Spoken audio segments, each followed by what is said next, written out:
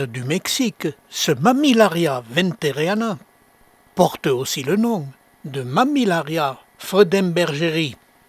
Mais c'est exactement la même plante et je les ai dans ma collection depuis plus de 20 ans. Le seul critère que j'ai observé entre les deux espèces, c'est la longueur des aiguillons. Mais un critère peu répandu chez les Mammillaria, mais identique aux deux espèces, ce sont ces mamelons coniques et nervurés. Mais les deux espèces, en vieillissant, deviennent sphériques et ont pris chez moi des dimensions assez importantes pour une mammillaire. Elles ont actuellement plus de 15 cm de diamètre. Dès le mois de mai, cette espèce se couvre de boutons qui apparaissent aux aisselles des mamelons. Jusque-là, tout est normal pour une mammillaire.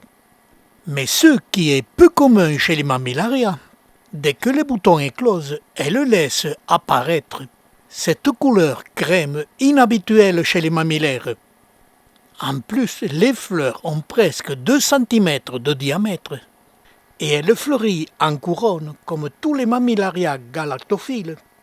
Mais c'est surtout la couleur des fleurs qui l'a fait remarquer parmi toutes les autres mammillaires.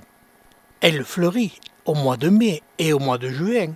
Elles ne s'épanouissent que par des journées très ensoleillées. Elles restent ouvertes toute la journée et se refermeront le soir. Et chaque fleur va durer quelques jours et l'ensemble de la floraison va durer plus d'un mois. Ce qui en fait une superbe espèce. Le seul bémol, c'est qu'il faut 2 pieds qui ne soient pas du même clone pour obtenir des fruits. Ces fruits sont légèrement globuleux, en forme de massue et contiennent beaucoup de graines. Et le semis de cette plante ne présente aucune difficulté. En début de cette vidéo, j'ai parlé du Mammillaria freudenbergeri, mais cette remarque était pour la vidéo pub. Pour nous, regardons les critères qui différencient les deux espèces. Premier critère, le Mammillaria freudenbergeri reste de petite taille et les aiguillons sont plus longs que l'espèce venteriana. Si les mamelons sont identiques, il n'en est pas de même pour la fleur, même si au premier abord elles se ressemblent. Les bandes médianes des pétales sont marrons, alors que pour le venteriana, elles sont verdâtres, ce qui change un peu la teinte de la fleur. Et les fruits pour cette espèce freudenbergeri sont bien plus globuleux.